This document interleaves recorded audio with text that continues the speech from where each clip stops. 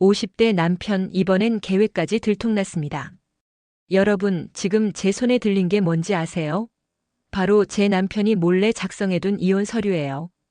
그것도 재산 분할은 최소화하고 양육권은 본인이 가져가겠다고 적어놨더라고요. 25년을 함께 살아온 아내한테 말이에요. 하지만 이 바람둥이 남편은 아직 몰라요. 자신의 모든 계획이 들통났다는 걸 말이죠. 아직 제가 아무것도 모르는 바보 아내인 줄 알고 있어요. 하지만 이제부터 들려드릴 이야기를 들으시면 과연 누가 진짜 바보인지 아시게 될 거예요. 남편이 점점 경계하는 모습. 첫 번째 복수가 끝나고 나서부터 남편 행동이 완전히 달라졌어요. 평소에는 회사에서 7시쯤 나와서 8시 반에 집에 들어왔는데 갑자기 6시에 나와서 7시 반에 들어오기 시작했어요. 그것도 문을 열자마자 제일 먼저 하는 게 집 안 이곳저곳을 돌아다니면서 뭔가 달라진 게 없나 확인하는 거였어요. 여보, 오늘 집에서 뭐 했어? 하고 묻는 톤부터가 달랐어요. 예전에는 오늘 뭐 했냐? 이렇게 무심하게 물었는데 이제는 눈을 똑바로 쳐다보면서 집에서 뭐 했어? 이렇게 한 단어 한 단어 또박또박 발음하면서 물어보는 거예요. 마치 거짓말하면 바로 알아챌 것 같은 눈빛으로요. 저는 태연하게 그냥 빨래하고 청소하고 드라마 봤지 뭘 하고 대답했는데 남편이 그래? 어떤 드라마? 하면서 또 캐묻는 거예요. 예전 같으면 제가 드라마 얘기만 꺼내도 또 그런 거 봐? 하면서 관심도 없어 했는데 말이에요. 가장 웃긴 건 화장실 사용 패턴이 완전히 바뀐 거였어요. 평소에는 문 열어놓고 볼일 봤는데 갑자기 문을 꼭꼭 잠그고 들어가기 시작했어요. 그것도 휴대폰을 꼭 챙겨서 말이에요. 처음에는 나이 들어서 그런가 했는데 가만 보니까 화장실에서 누군가랑 문자를 주고받더라고요. 변기 뚜껑 닫는 소리, 물 내리는 소리 사이사이에 딩동딩동 카톡 알림음이 계속 울리는 거예요. 샤워할 때는 더 심했어요. 평소에 15분이면 끝나던 샤워를 30분, 40분씩 하면서 중간중간에 물소리가 멈추는 거예요. 분명히 휴대폰 만지고 있다는 뜻이죠. 어느 날은 궁금해서 화장실 문 앞에서 귀 기울여 들어봤더니 작은 목소리로 응응, 알겠어. 조심할게 하는 소리까지 들리더라고요. 식사할 때도 마찬가지였어요. 예전에는 밥 먹을 때 휴대폰 테이블에 그냥 올려놨는데 이제는 화면을 뒤집어서 놓거나 아예 주머니에 넣고 먹어요. 그러다가 진동이 울리면 회사에서 연락 온 것 같다 하면서 황급히 화장실로 가서 전화 받고요. 회사에서 밤 9시, 11시에 무슨 급한 일이 그렇게 많은지 모르겠더라고요. 제일 의심스러운 건 주말이었어요. 평소에 주말이면 집에서 운동화 차림으로 뒹굴뒹굴했는데 갑자기 외출할 때마다 정장까지는 아니어도 깔끔한 옷차림을 하기 시작했어요. 어디 가냐? 물으면 친구들이랑 만난다. 회사 동료들이랑 골프 간다 이런 식으로 대답하면서 향수까지 뿌리고 나가는 거예요. 25년 결혼 생활 동안 친구 만날 때 향수 뿌린 적 한 번도 없던 사람이 말이에요. 그리고 저한테 하는 말투도 조금씩 달라지기 시작했어요. 여보야 하던 호칭을 갑자기 당신 이렇게 바꾸더니 뭔가 격을 두려고 하는 느낌이 들었어요. 예를 들어서 여보야, 물 좀 갖다 줄래? 이렇게 말했던 게 당신, 물 좀 갖다 주세요. 이렇게 바뀌는 거예요. 처음에는 나이 들어서 점잖아진 건가 했는데 나중에 생각해 보니까 이미 마음속으로 저를 남이라고 생각하고 있었던 것 같아요. 집안 분위기 미묘한 긴장감. 남편이 경계심을 보이기 시작하면서 우리 집 분위기가 정말 이상해졌어요. 25년 동안 함께 살면서도 이런 어색함은 처음이었어요. 마치 서로 다른 언어를 쓰는 사람들이 한 집에 사는 것 같았달까요? 제일 먼저 느낀 게 침묵이었어요. 예전에는 집에 들어오면 오늘 회사에서 이런 일이 있었다. 이웃집에서 이런 얘기를 들었다. 이런 식으로 하루 있었던 일들을 자연스럽게 주고받았거든요. 그런데 이제는 인사만 하고 끝이에요. 다녀왔습니다. 수고했어요. 이게 전부였어요. 저녁 식사 시간이 가장 어색했어요. 평소에 30분은 좋게 걸리던 식사를 10분 만에 끝내버리는 거예요. 반찬 투정도 안 하고 오늘 반찬이 뭔지 관심도 없어 하고 그냥 묵묵히 밥만 먹고 잘 먹었습니다 하고 자리에서 일어나는 거예요. 그러더니 바로 거실로 가서 소파에 앉아서 휴대폰만 들여다봤어요. TV 채널권도 완전히 포기했어요. 예전에는 뉴스 좀 보자, 야구 중계 켜줘, 이런 식으로 자기가 보고 싶은 프로그램 요청을 많이 했는데 이제는 제가 뭘 보든 상관없어 하더라고요. 제가 드라마를 봐도 예능을 봐도 심지어 홈쇼핑을 봐도 아무 말이 없어요. 그냥 소파 한쪽 끝에 앉아서 휴대폰만 계속 만지작거리면서요. 잠자리에서도 변화가 느껴졌어요. 예전에는 누우면서 오늘 정말 피곤하다, 내일 일찍 일어나야 되네, 이런 식으로 잠깐이라도 대화를 나눴는데 이제는 침대에 눕자마자 등을 돌리고 자는 신용을 해요. 그런데 실제로 자는 게 아니라 휴대폰 불빛이 이불 틈새로 새어나오는 걸 봤어요. 한밤중에 몰래 카톡하고 있다는 거죠. 주말 아침도 완전히 달라졌어요. 평소에는 늦잠 자는 걸 좋아해서 10시, 11시까지 누워 있었는데 갑자기 7시면 일어나서 조용히 씻고 나가버리는 거예요. 어디 가냐? 물으면 운동하러 간다, 친구 만나러 간다, 이런 식으로 대답하고요. 그런데 운동하러 간다면서 운동복이 아니라 평상복을 입고 나가고 친구 만나러 간다면서 향수를 뿌리고 나가는 게 이상하더라고요. 집에서 전화 받는 태도도 완전히 바뀌었어요. 예전에는 누가 전화를 걸어와도 거실에서 자연스럽게 받았는데 이제는 전화벨이 울리면 잠깐만 하면서 베란다나 화장실로 가서 받아요. 그것도 목소리를 되게 낮춰서요. 가끔 문틈으로 들어보면 응응, 알겠어, 조심하자, 나중에 얘기하자, 이런 말들이 들리더라고요. 가장 이상한 건 제가 어디 가려고 하면 갑자기 관심을 보이기 시작한 거였어요. 예전에는 마트 갔다 올게 하면 응, 이 한마디였는데 이제는 어느 마트? 몇 시까지 갔다 올 거야? 혹시 다른 데도 들릴 거야? 이렇게 자세히 물어보는 거예요. 처음에는 관심을 가져줘서 좋다고 생각했는데 나중에 보니까 제가 언제 나가고 언제 들어오는지 파악하려고 하는 거더라고요. 심지어 집안 곳곳을 유심히 살펴보는 것도 눈에 띄었어요. 제가 청소를 끝내고 나면 오늘 어디 어디 치웠네 하면서 확인하거나 평소와 다르게 가구 배치가 바뀌었으면 이거 왜 여기 옮겼어? 하고 묻고요. 마치 집안에 뭔가 숨겨진 게 있나 의심하는 것 같았어요. 휴대폰 확인하며 남편 불안감 포착. 남편의 휴대폰 사용 패턴을 관찰하기 시작한 지 일주일 만에 저는 확실한 증거를 잡을 수 있었어요. 그리고 그 과정에서 남편이 얼마나 불안해하고 있는지도 생확하게 알 수 있었고요. 먼저 남편이 휴대폰을 사용하는 시간대를 정리해 봤어요.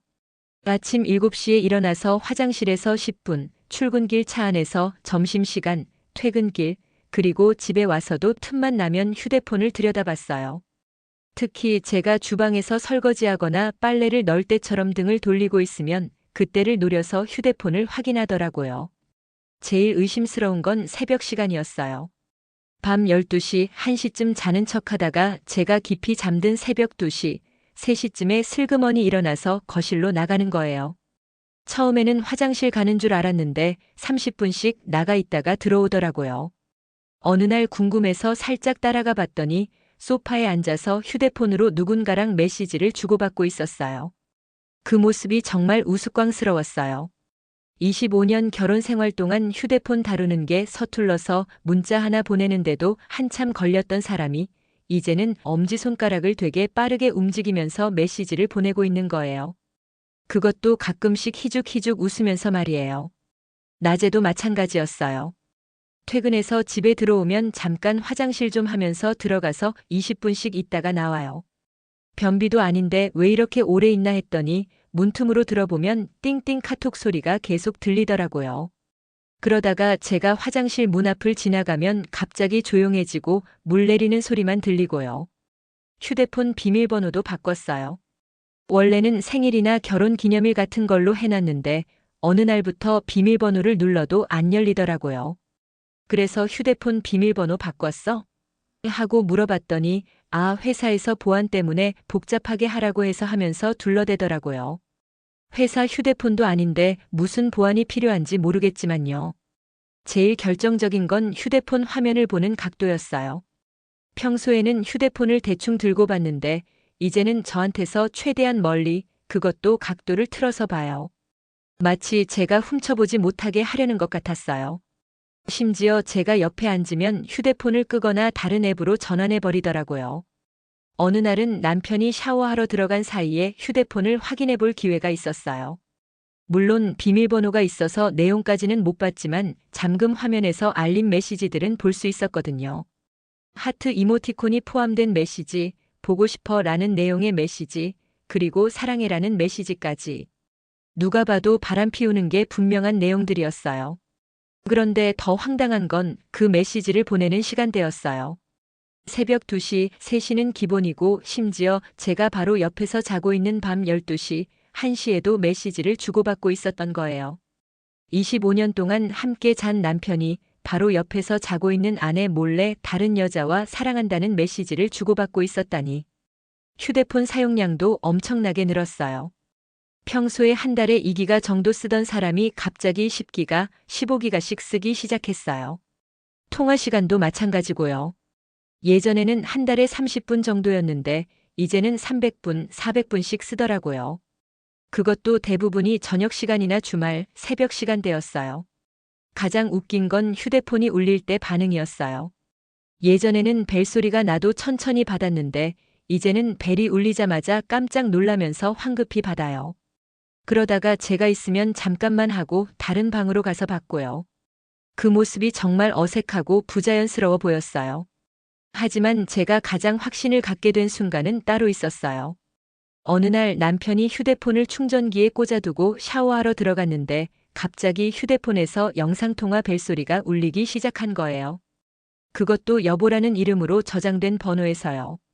제 번호가 아닌 다른 번호였는데도 여보라고 저장해둔 거죠. 두 번째 복수 후 남편 반응 분석.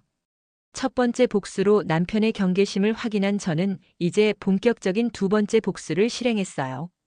이번에는 좀 더 직접적이고 심리적인 압박을 가하는 방법을 선택했죠. 남편이 매주 토요일마다 친구들과 골프 모임이라고 거짓말하고 나가는 걸 알고 있었거든요. 그래서 그날을 노려서 계획을 세웠어요. 남편이 나간 지 2시간 후쯤 제가 직접 그 골프장에 전화를 걸었어요. 혹시 오늘 김씨 예약이 있나요? 하고 물어봤더니 당연히 예약이 없다고 하더라고요. 그 다음에는 남편 회사 동료들한테 안부 인사 겸해서 전화를 걸었어요. 우리 남편이 요즘 골프를 너무 좋아해서 매주 토요일마다 나가는데 혹시 같이 다니시나요? 하고 물어봤죠. 당연히 모든 사람들이 아니요. 저는 골프 안 쳐요. 김대리 골프 치는 거 본 적 없는데요. 이런 대답이 돌아왔어요. 이제 확실한 증거가 생겼으니까 남편이 집에 돌아왔을 때 슬쩍 떠보기 시작했어요. 오늘 골프 어땠어? 스코어는 어땠고? 하고 물어봤더니 그냥 그렇지 뭐. 평소와 비슷했어 하고 대답하면서 눈을 피하더라고요. 그래서 좀 더 구체적으로 물어봤어요. 어느 골프장에 갔는데? 몇 홀을 쳤어? 누구랑 갔는데? 이렇게 질문을 던졌더니 남편이 완전히 당황하기 시작했어요. 그 평택에 있는 18홀 회사 동료들이랑 이런 식으로 버벅거리면서 대답하는 거예요. 그때 저는 결정타를 날렸어요. 아, 그래? 그런데 내가 오늘 평택 골프장에 전화해봤는데 예약이 없던데? 하고 말한 순간 남편 얼굴이 새하얘지는 걸 봤어요. 그러더니 그게 다른 사람 이름으로 예약했나봐 하고 변명하기 시작했어요. 하지만 저는 거기서 멈추지 않았어요. 그럼 누구 이름으로 예약했는데? 회사 동료들 중에 누가? 하고 또 물어봤죠. 그러자 남편이 왜 그렇게 자세히 캐묻냐? 면서 화를 내기 시작했어요. 25년 결혼 생활 동안 제가 남편 스케줄에 대해 질문한 적이 거의 없었는데 갑자기 이렇게 자세히 물어보니까 당황스러웠던 거죠. 그날 밤부터 남편 행동이 더욱 이상해졌어요. 평소보다 더 일찍 잠자리에 들면서 피곤하다를 연발했어요. 그런데 실제로는 자지 않고 휴대폰을 만지작거리고 있었죠. 이불 밑에서 새어나오는 휴대폰 불빛을 보면서 저 사람이 지금 누구랑 연락하고 있을까 생각하니까 정말 어이가 없더라고요. 다음 날부터는 더욱 노골적으로 변했어요. 평소에 아침에 일어나면 좋은 아침 정도는 인사했는데 이제는 그것도 안 해요. 그냥 묵묵히 씻고 옷 입고 나가버리는 거예요. 저녁에 들어와서도 마찬가지고요. 다녀왔습니다. 이 한마디만 하고 끝이에요. 식사 시간에도 변화가 있었어요. 평소에는 반찬 투정도 하고 오늘 국이 맛있네. 이 반찬 어떻게 만든 거야? 이런 식으로 음식에 대한 얘기라도 했는데 이제는 완전히 말이 없어요. 그냥 기계적으로 밥만 먹고 잘 먹었습니다 하고 자리에서 일어나는 거예요. 가장 결정적인 변화는 주말 스케줄이었어요. 제가 골프장에 전화해본 일 이후로 갑자기 주말 외출을 안 하기 시작했어요. 평소 같으면 오늘도 골프 간다고 했을 텐데 오늘은 집에 있을게라고 하면서 집에 머물러 있는 거예요. 그런데 집에 있으면서도 계속 휴대폰만 들여다보고 가끔씩 한숨을 쉬더라고요. 그리고 저를 보는 눈빛도 완전히 달라졌어요. 예전에는 그냥 무관심한 눈빛이었다면 이제는 뭔가 경계하고 의심하는 눈빛으로 저를 쳐다봐요. 제가 설거지를 하거나 청소를 할 때도 뒤에서 지켜보는 느낌이 들 정도로 신경 쓰는 것 같았어요. 휴대폰 사용도 더욱 은밀해졌어요. 예전에는 거실에서도 대충 휴대폰을 사용했는데 이제는 베란다나 화장실처럼 저한테서 멀리 떨어진 곳에서만 사용해요. 그것도 목소리를 최대한 낮춰서요. 가끔 엿들어 보면 조심하자, 나중에 얘기하자, 지금은 안 돼, 이런 말들이 들리더라고요. 일주일 정도 지나니까 남편이 저한테 직접 물어보기 시작했어요. 당신 요즘 뭔가 달라진 것 같은데? 혹시 누구한테서 이상한 얘기 들었어? 이런 식으로 떠보는 거예요. 저는 무슨 소리야? 나는 그냥 평소와 똑같은데? 하고 시치미를 떼었지만 속으로는 이제 슬슬 불안해하기 시작하는구나 하고 생각했죠. 그런데 정말 웃긴 건 남편이 저한테 더 잘해주려고 노력하기 시작한 거예요. 갑자기 오늘 뭐 먹고 싶어? 하고 묻거나 마트 갔다 올게. 필요한 거 있어? 하고 물어보고 심지어는 설거지까지 도와주겠다고 하더라고요. 25년 동안 설거지 한 번 안 해본 사람이 말이에요. 하지만 그런 행동들이 진심이 아니라는 걸 저는 알 수 있었어요. 뭔가 어색하고 부자연스러웠거든요. 마치 죄책감 때문에 억지로 하는 것 같았어요. 설거지를 도와준다고 해도 접시 몇 개만 대충 닦고는 나머지는 당신이 하지. 하고 말아버리고 뭐 먹고 싶냐고 물어봐도 제가 대답하면 아, 그래. 그럼 알아서 해, 이런 식이었어요. 가장 확실하게 남편의 불안감을 느낀 건 어느 날 밤이었어요. 새벽 3시쯤 깨어보니까 남편이 침대에 없더라고요.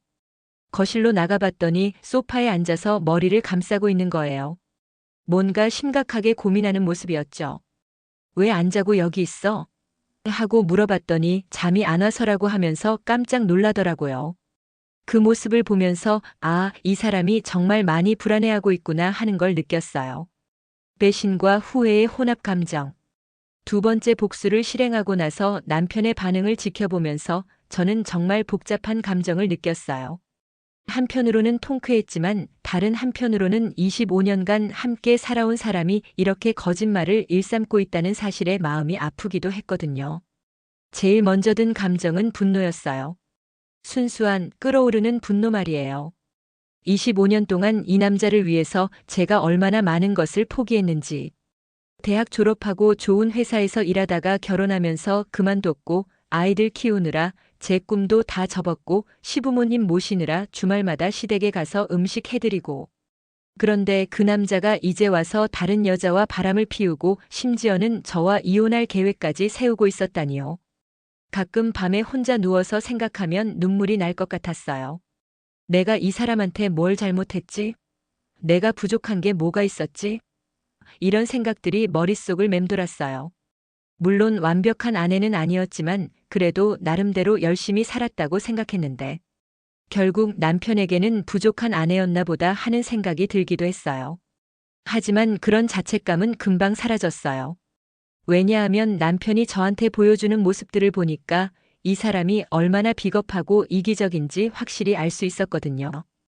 바람을 피우는 것도 모자라서 저한테는 계속 거짓말을 하고 심지어는 재산 분할까지 최소화하려고 미리 계획을 세워놓다니. 이런 사람을 위해서 제가 왜 자책감을 느껴야 하나 싶었어요. 그러면서 동시에 느낀 감정은 배신감이었어요. 단순히 바람을 피운다는 것 때문이 아니라 25년 동안 쌓아온 모든 것들이 거짓말이었다는 느낌 때문이었어요. 여보, 사랑해라고 말할 때도 당신이 있어서 행복하다고 할 때도 결혼 기념일마다 평생 함께하자고 할 때도 모든 게 거짓말이었다는 거잖아요. 특히 아이들 앞에서 아빠는 엄마를 정말 사랑한다고 말했던 순간들을 생각하면 정말 화가 났어요. 아이들에게까지 거짓말을 하고 있었다는 거니까요. 우리 큰딸이 우리 부모님은 정말 사랑하는 것 같다. 나도 엄마 아빠처럼 결혼하고 싶다고 했던 말이 생각나면서 이 아이들한테 뭐라고 설명해야 할지 막막하기도 했어요.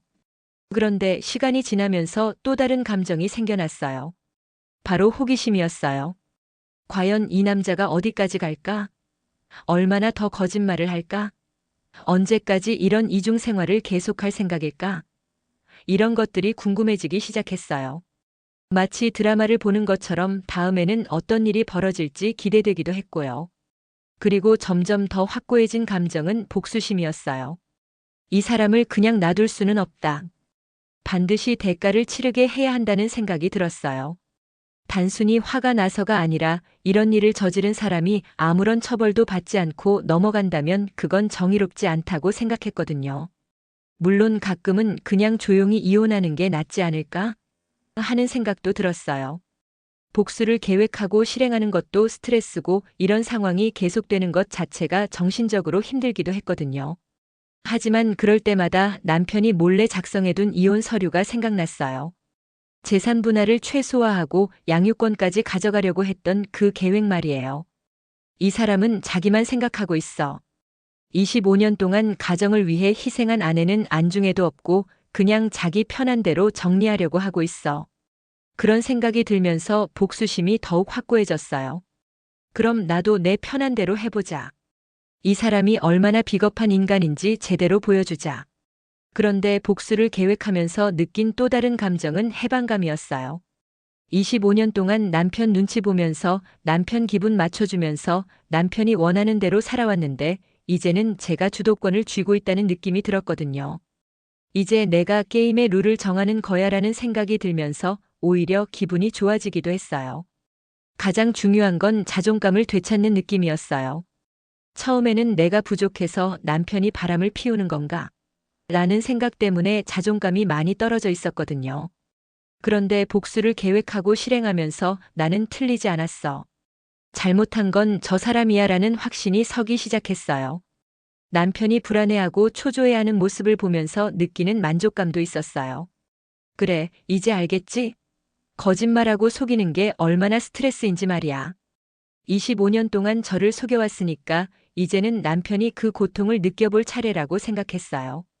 하지만 동시에 슬픔도 있었어요. 이런 상황이 되기까지 우리 부부 관계가 어떻게 이렇게 망가졌을까 하는 아쉬운 말이에요. 결혼 초기에는 정말 사랑하는 사이였는데 언제부터 이렇게 멀어졌을까? 어디서부터 잘못된 걸까? 그런 생각을 하면 가슴이 먹먹해지기도 했어요. 그렇지만 그런 감상에 젖어 있을 시간은 없었어요. 남편이 이미 이혼 준비를 다 끝내놓은 상황에서 제가 감정에만 휘둘려서는 안 되겠다는 생각이 들었거든요. 지금은 감정보다는 현실적으로 대응해야 할 때야라고 스스로를 다독이면서 세 번째 복수를 계획하기 시작했어요. 치밀한 세 번째 복수 구상. 이제는 결정적인 한 방을 날릴 때가 왔어요. 앞에 두 번 복수로는 남편의 경계심과 불안감만 높였을 뿐 결정타는 아니었거든요. 세 번째 복수는 남편이 완전히 굴복할 수밖에 없도록 치밀하게 계획했어요. 먼저 남편의 패턴을 완벽하게 파악했어요. 매주 화요일과 금요일 저녁에는 회사 회식이라고 하고 늦게 들어왔고 토요일에는 골프 모임이라고 하고 하루 종일 나가 있었어요. 그리고 일요일 오후에는 친구들과 커피 마시러 간다고 하고 2-3시간씩 외출했죠. 이 중에서 가장 수상한 건 일요일 오후였어요. 왜냐하면 다른 날들은 그래도 회식이나 골프 같은 그럴듯한 핑계라도 되는데 일요일 오후에 친구들과 커피는 너무 애매했거든요. 그것도 매주 정확히 2시에서 5시까지 3시간 동안 말이에요. 그래서 저는 일요일을 타겟으로 정했어요. 남편이 나간 후에 슬그머니 뒤를 따라가 봤더니 시내 한복판에 있는 고급 호텔 카페로 들어가더라고요. 그것도 혼자가 아니라 20대 후반 정도로 보이는 젊은 여자와 함께 말이에요. 그 여자를 보는 순간 정말 화가 났어요. 제가 50대 중반의 평범한 아줌마라면 그 여자는 20대의 예쁘고 젊은 여자였거든요. 키도 크고 날씬하고 옷차림도 세련되고 남편이 왜 바람을 피웠는지 한눈에 알 수 있었어요. 하지만 분노보다는 오히려 냉정해졌어요. 그래, 이제 확실한 증거를 잡았으니까 제대로 해보자는 생각이 들었거든요. 그날 이후로 저는 매주 일요일마다 그들을 관찰했어요. 어떤 호텔에서 만나는지, 몇 시에 만나서 몇 시에 헤어지는지, 어떤 식으로 행동하는지. 3주 동안 관찰한 결과 패턴이 완전히 보였어요. 매주 일요일 오후 2시에 같은 호텔 카페에서 만나서 1시간 정도 커피를 마시고 그 다음에는 그 호텔 위층으로 올라가는 거였어요. 그리고 4시쯤에 남편 혼자 나와서 집으로 돌아오고요. 완전히 정기적인 불륜 관계였던 거죠. 이제 증거는 충분했어요. 하지만 단순히 당신 바람 피우는 거 다 알고 있다고 말하는 것만으로는 부족했어요. 남편이 저에게 준 상처 그리고 25년 동안의 배신감을 제대로 갚으려면 더 임팩트 있는 방법이 필요했거든요. 그래서 생각해낸 게 가족들 앞에서 공개하는 것이었어요. 다음 주 일요일이 마침 큰딸의 생일이었거든요. 딸이 온 가족이 모여서 생일 파티를 하고 싶다고 했었는데 이때를 이용하기로 했어요. 큰딸 가족, 작은아들 가족, 그리고 시부모님까지 모두 초대해서 대가족 모임을 만드는 거였죠. 계획은 이랬어요. 남편이 평소처럼 친구들과 커피 마시러 간다고 하고 나가면 저도 딸 생일 선물 사러 간다고 하고 나가서 그들이 만나는 호텔까지 따라가는 거예요. 그리고 그들이 호텔 위층으로 올라간 후에 호텔 직원에게 남편이 실수로 중요한 서류를 호텔에 두고 갔다면서 객실 번호를 알아내는 거였어요. 그 다음이 핵심이었어요. 가족들에게 남편이 갑자기 응급 상황이 생겼다. 지금 당장 호텔 호실로 와달라고 연락하는 거였어요. 그러면 가족들이 모두 그 호텔로 몰려갈 테고 남편은 온 가족 앞에서 바람 피우는 현장을 들키게 되는 거죠. 하지만 여기서 끝이 아니었어요. 진짜 마지막 카드는 따로 있었거든요. 남편이 몰래 작성해둔 이혼 서류 말이에요. 그 서류를 복사해서 가족들에게 보여주는 거였어요. 이 사람이 바람을 피우는 것뿐만 아니라 25년 동안 가정을 지켜온 아내를 이런 식으로 내쫓으려고 했다는 걸 모든 사람들이 알게 하는 거죠. 계획을 세우면서 정말 꼼꼼하게 준비했어요. 먼저 그 호텔의 구조를 파악했어요. 어느 엘리베이터를 타야 하는지, 객실은 어떻게 배치되어 있는지, 비상계단은 어디에 있는지.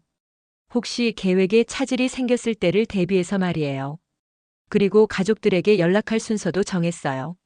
제일 먼저 큰딸에게 연락해서 아빠가 호텔에서 쓰러졌다고 하면 딸이 119에 신고하려고 할 테니까 아직 의식은 있으니까 일단 와달라고 해서 시간을 벌고 그 사이에 다른 가족들에게도 연락하는 거였어요.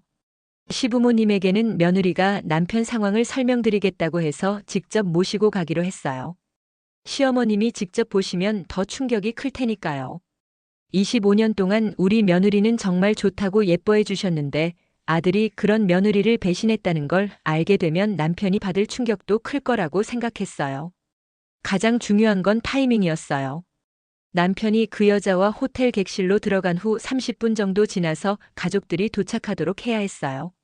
너무 빨리 가면 아직 아무 일도 안 벌어진 상태일 테고 너무 늦으면 이미 끝나버린 후일 테니까요.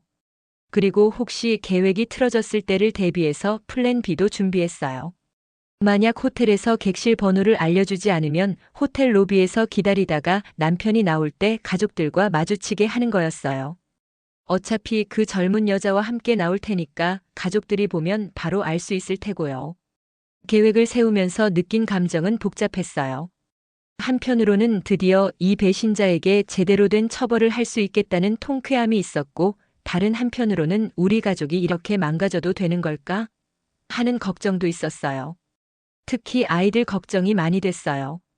큰딸은 결혼한 지 얼마 안 돼서 아직 신혼인데 아버지의 바람 사건을 보게 되면 남편에 대한 믿음도 흔들릴 수 있을 것 같았고, 작은아들은 아직 대학생이라 정신적 충격이 클 것 같았거든요. 하지만 그런 걱정보다는 분노가 더 컸어요. 이 모든 일의 책임은 남편에게 있어. 내가 이런 방법을 쓰게 만든 건 바로 저 사람이야 라는 생각이 들었거든요. 만약 남편이 처음부터 정직했다면 혹은 바람을 피우더라도 최소한 이혼 서류 같은 음모를 꾸미지 않았다면 이런 극단적인 방법을 쓰지 않아도 됐을 텐데 말이에요. 그리고 한편으로는 이번이 마지막 기회라는 생각도 들었어요. 만약 이번에도 남편이 뻔뻔하게 넘어간다면 정말로 이혼을 고려해야 할 것 같았거든요. 하지만 그 전에 남편이 저에게 한 일에 대한 대가는 확실히 치르게 하고 싶었어요. 일주일 동안 계획을 다듬고 또 다듬었어요. 혹시 놓친 부분은 없는지, 예상치 못한 변수는 없는지. 그리고 드디어 D-Day가 다가왔어요. 저녁 외출 유도 남편 유인. 드디어 큰딸의 생일 주간이 되었어요.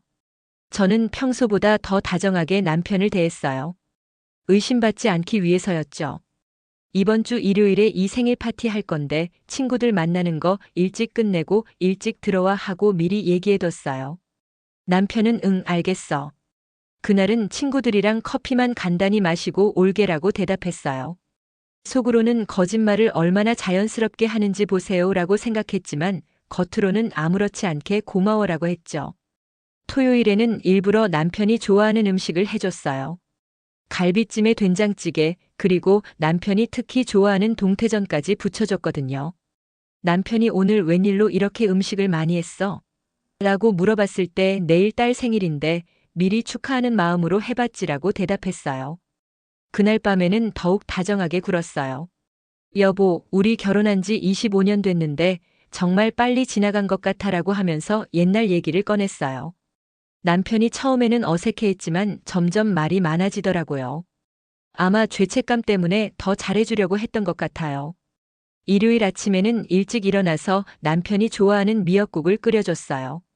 그리고 오늘 친구들과 만나서 즐겁게 놀다 와. 단, 너무 늦지는 말고라고 했죠. 남편이 왜 이렇게 잘해줘? 뭔가 부탁할 일이라도 있어? 라고 농담처럼 말했을 때 그냥 고마운 마음이야. 25년 동안 우리 가족 위해서 고생 많이 했잖아 라고 대답했어요. 그 말을 들은 남편의 표정이 순간 어두워지는 걸 봤어요.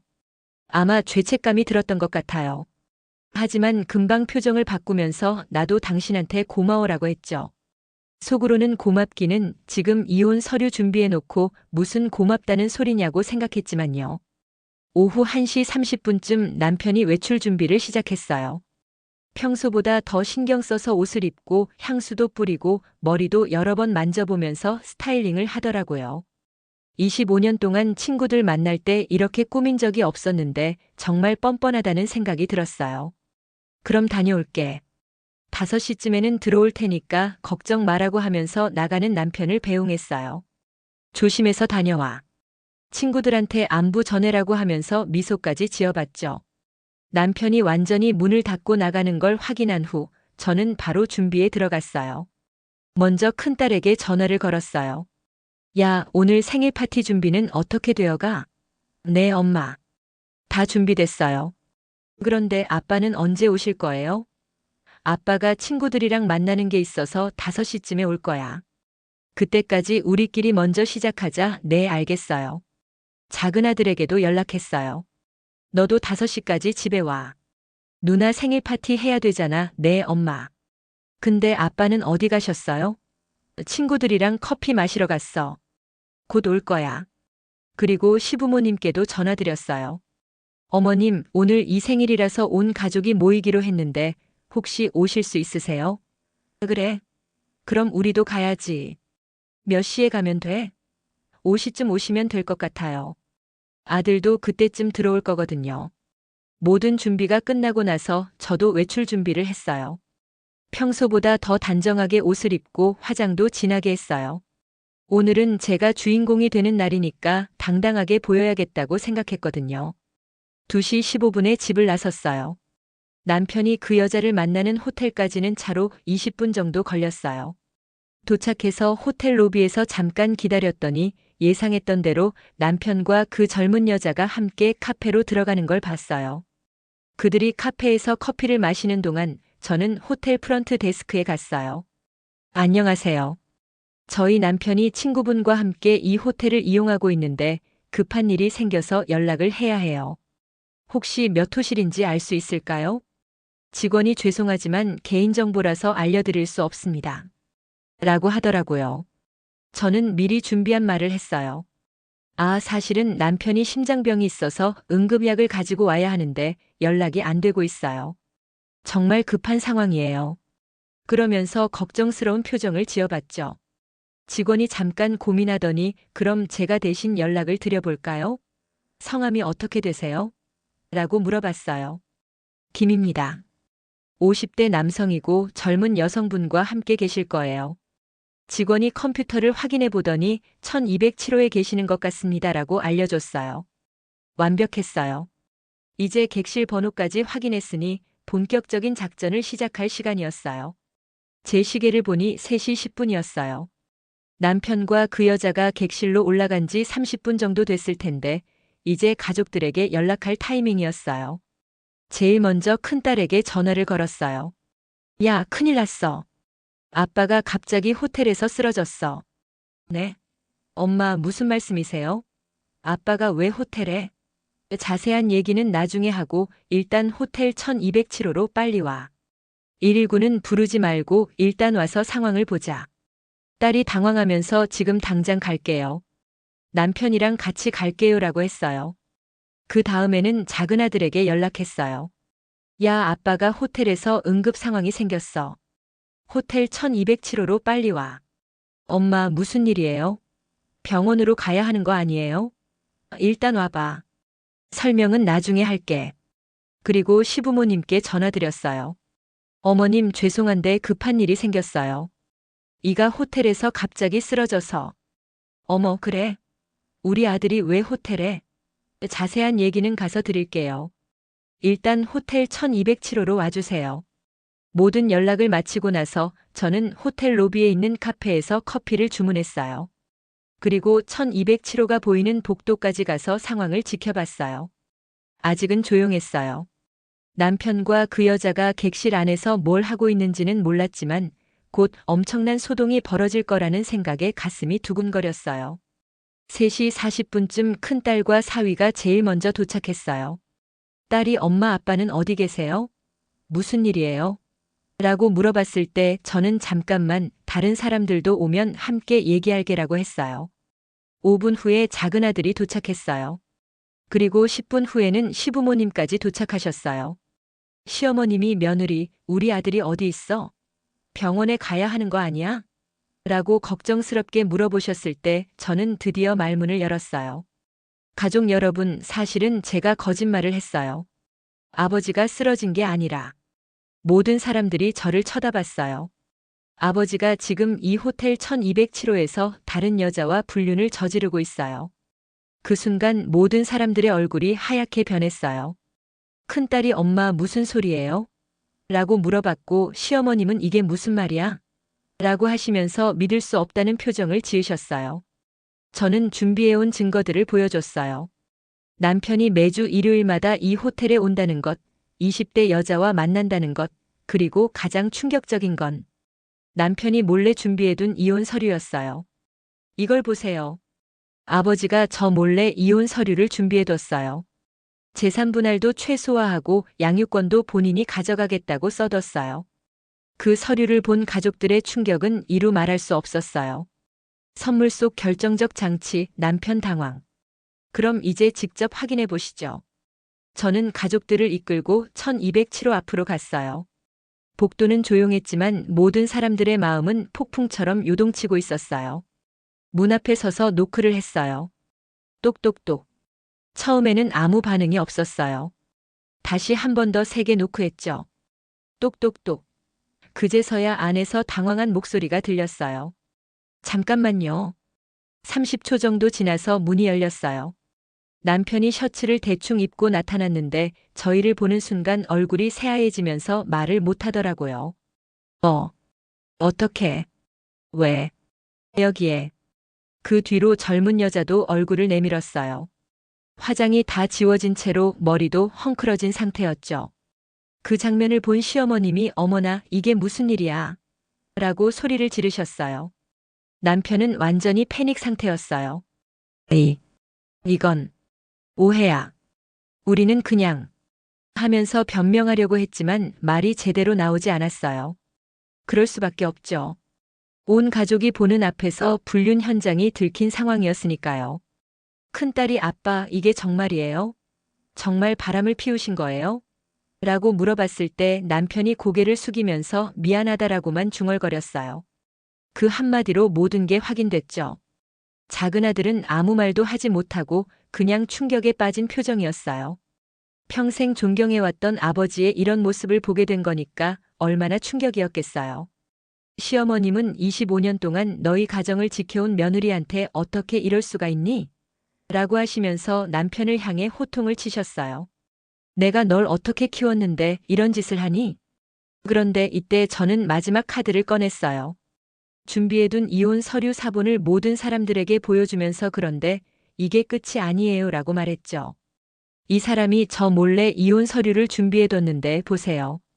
재산 분할은 최소한으로 하고 양육권은 본인이 가져가겠다고 써뒀어요. 25년 동안 가정을 지킨 아내한테 이런 식으로 보상하려고 했던 거예요. 그 서류를 본 가족들의 분노는 절정에 달했어요. 특히 시어머님이 이게 뭐니? 며느리를 이렇게 대하려고 했단 말이냐? 라고 하시면서 남편의 뺨을 때리셨어요. 남편은 완전히 무너진 상태였어요. 호텔 복도에서 온 가족이 보는 앞에서 불륜도 들키고 이혼 음모까지 탄로나니까 더 이상 변명할 말이 없었던 거죠. 그때 그 젊은 여자가 저는 이만 가보겠습니다라고 하면서 도망가려고 했는데 시어머님이 잠깐 너도 가만히 있어 라고 하시면서 제지하셨어요. 남의 가정을 파괴한 주제에 그냥 가려고. 복도에서 벌어지는 소동 때문에 다른 투숙객들도 나와서 구경하기 시작했어요. 남편은 그 상황이 더욱 수치스러웠나 봐요. 여기서 말고 다른 데서 얘기하자라고 했지만 저는 아니에요. 여기서 다 해결해야 해요라고 했죠. 25년 동안 저를 속이고 거짓말하고 심지어는 저를 내쫓을 계획까지 세워놓고서 이제 와서 체면 차리고 싶어요? 제 목소리는 떨리고 있었지만 분명하게 말했어요. 그 순간 남편이 무릎을 꿇었어요. 호텔 복도 한가운데에서 온 가족이 보는 앞에서 그리고 구경하는 사람들이 보는 앞에서 무릎을 꿇은 거예요. 미안하다. 정말 미안하다. 내가 잘못했다. 하지만 저는 거기서 멈추지 않았어요. 미안하다고 끝나는 게 아니에요. 당신이 저에게 한 일이 얼마나 큰 상처인지 아세요? 25년 동안 당신만 믿고 살아온 저한테 어떻게 이럴 수 있어요? 그때 큰딸이 엄마 이제 그만하세요. 사람들이 다 보고 있잖아요 라고 했지만 저는 아니야. 아빠가 한 일을 모든 사람들이 알아야 해라고 했어요. 시어머님도 아들아, 너는 정말 인간이 아니구나 라고 하시면서 한숨을 깊게 쉬셨어요. 며느리한테 어떻게 사과할 생각이니? 남편은 계속 무릎을 꿇고 있으면서 당신이 원하는 대로 하겠다. 뭐든지 하겠다라고 말했어요. 그 모습을 보면서 저는 25년 만에 처음으로 이 남자 위에 서 있다는 느낌을 받았어요. 주변 가족도 놀란 상황 연출. 호텔 복도가 완전히 난장판이 됐어요. 우리 가족 소동 때문에 다른 투숙객들과 호텔 직원들까지 모여들어서 복도 한쪽이 완전히 구경꾼들로 가득 찼거든요. 호텔 매니저가 죄송합니다만 다른 고객들에게 방해가 되고 있습니다. 조용히 해주시거나 다른 곳으로 이동해주세요라고 말했을 때 시어머님이 내 아들이 이런 짓을 저질렀는데 조용히 하라고? 이런 놈은 사람들이 다 알아야 해. 라고 소리를 지르셨어요. 큰딸은 완전히 충격에 빠져서 사위 어깨에 기대어 울고 있었어요. 아빠가 이런 사람이었다니. 어떻게 엄마한테 이럴 수가 있어? 평생 아버지를 자랑스럽게 생각해왔는데 한순간에 모든 것이 무너져버린 거죠. 작은 아들은 아직 대학생이라 그런지 이런 상황을 어떻게 받아들여야 할지 모르는 표정이었어요. 그냥 멍하니 서서 아버지가 무릎 꿇고 있는 모습을 바라보고 있더라고요. 가끔 아빠 라고 중얼거리면서 말을 잇지 못했어요. 사위가 제일 당황스러워했어요. 장인어른의 이런 모습을 보게 될 줄은 꿈에도 몰랐을 테니까요. 장인어른, 일단 여기서는 일어나세요. 사람들이 너무 많이 보고 있잖아요 라고 했지만 남편은 계속 무릎을 꿇고 있었어요. 시아버님은 한마디도 하지 않으시고 그냥 고개를 떨구고 계셨어요. 아마 자식이 이런 일을 저질렀다는 게 너무 창피하셨던 것 같아요. 가끔씩 어쩌다가 이런 일이 라고 혼잣말을 하셨어요. 그 젊은 여자는 이미 엘리베이터를 타고 도망가 버렸어요. 하지만 그것도 잠깐이었죠. 시어머님이 그 여자 연락처 알아내서 나중에 따져야겠다라고 하시는 바람에 더 복잡한 상황이 될 것 같았어요. 호텔 직원들도 어떻게 해야 할지 몰라서 우왕좌왕하고 있었어요. 이런 상황은 아마 처음 겪어보는 일이었을 테니까요. 매니저가 일단 로비로 이동하시는 게 어떨까요? 라고 제안했지만 저는 아니에요. 여기서 끝내고 갈 거예요. 라고 했어요. 주변에서 구경하던 사람들도 저마다 한마디씩 하더라고요. 어머, 저런 일이 다 있네. 25년 결혼 생활을 저렇게 배신하다니. 남편분이 너무 잘못했네요. 이런 말들이 여기저기서 들렸어요. 그런 소리들을 들은 남편의 얼굴은 더욱 창피해졌어요. 무릎을 꿇고 있는 것도 모자라서 이렇게 많은 사람들 앞에서 망신을 당하니까 더 이상 견딜 수 없었나 봐요. 제발, 집에 가서 얘기하자라고 간청했어요. 하지만 저는 마음이 바뀌지 않았어요. 집에 가서 얘기하면 또 거짓말하고 변명할 거 아니에요? 여기서 모든 사람 앞에서 확실하게 사과하세요. 그때 큰딸이 엄마 정말 이제 그만해요. 이렇게 해서 뭐가 해결돼요? 라고 말했는데 저는 아니야. 아빠가 한 일에 대한 책임은 져야 해. 25년 동안 나를 속이고 심지어는 나를 쫓아낼 계획까지 세웠는데 이 정도는 당연하지 않니? 라고 대답했어요. 시어머님도 맞다. 내 아들이 잘못했으니까 벌을 받아야지. 며느리야, 너는 잘못한 게 하나도 없어라고 하시면서 저를 감쌌어요. 그 말을 듣는 순간 정말 눈물이 날 뻔했어요. 25년 동안 시어머님께 정말 잘해드렸는데 그걸 인정받는 기분이었거든요. 작은 아들이 처음으로 입을 열었어요. 아빠, 정말 실망이에요. 어떻게 엄마한테 이럴 수가 있어요? 저한테는 항상 정직하게 살라고 하시면서 본인은 이런 짓을 하셨어요? 아들의 말을 듣고 남편이 더욱 고개를 숙였어요. 사위도 장인어른, 저도 정말 실망스럽습니다. 장모님이 얼마나 좋은 분인지 아시잖아요. 어떻게 이런 분을 배신할 수 있으세요? 라고 했어요. 평소에 말수가 적던 사위가 이런 말을 하니까 남편도 더 부끄러워하는 것 같았어요. 호텔 매니저가 다시 와서 정말 죄송하지만 다른 고객들의 항의가 들어오고 있습니다. 빠른 시간 내에 해결해 주시거나 경찰을 불러야겠습니다라고 했어요. 그제서야 저도 이제 그만해야겠다는 생각이 들었어요. 하지만 마지막으로 한 가지만 더 확인하고 싶었어요. 여러분 앞에서 분명히 말씀드릴게요. 저는 이혼할 생각이 없어요. 하지만 앞으로 이 사람이 어떻게 행동하느냐에 따라서 생각이 바뀔 수도 있어요. 그리고 남편을 향해 말했어요. 당신이 준비해둔 이혼 서류는 모두 찢어버렸어요. 그리고 앞으로는 제가 모든 가정의 주도권을 가질 거예요. 25년 동안 당신을 믿고 따라갔지만 이제는 달라질 거예요. 남편이 알겠다. 당신이 원하는 대로 하겠다라고 대답했을 때 저는 마침내 만족감을 느꼈어요. 남편 무릎 꿇음. 이제 일어나세요. 저는 무릎 꿇고 있는 남편에게 말했어요. 하지만 남편은 쉽게 일어나지 못하더라고요. 너무 오래 꿇고 있어서 다리가 저렸나 봐요. 사위와 작은아들이 부축해서 겨우 일으켜 세웠어요. 남편의 무릎에는 복도 바닥 때문에 먼지가 묻어 있었고 바지도 더러워져 있었어요. 25년 결혼 생활 동안 한 번도 저에게 무릎 꿇은 적이 없던 사람이 이렇게 많은 사람들 앞에서 무릎을 꿇은 거예요. 그 모습을 보면서 정말 통쾌했어요. 당신이 저에게 한 일을 생각하면 이 정도는 아무것도 아니에요. 저는 남편을 똑바로 쳐다보면서 말했어요. 25년 동안 저를 속이고 바람을 피우고 심지어는 저를 쫓아낼 계획까지 세웠는데 무릎 꿇는 것 하나로 끝날 일이 아니죠. 시어머님이 며느리 말이 맞다. 너는 정말 인간이 아니구나라고 하시면서 남편을 나무라셨어요. 25년 동안 이렇게 좋은 며느리를 두고도 부족했단 말이니? 내가 너를 어떻게 키웠는데? 큰딸도 아빠 정말 실망이에요. 평생 아빠를 자랑스럽게 생각했는데. 어떻게 엄마한테 이럴 수가 있어요? 라고 하면서 울먹였어요. 딸의 눈물을 본 남편이 더욱 고개를 떨구었어요. 이제 집에 가서 앞으로 어떻게 살 건지 얘기해 봐야겠네요. 저는 가족들을 보면서 말했어요.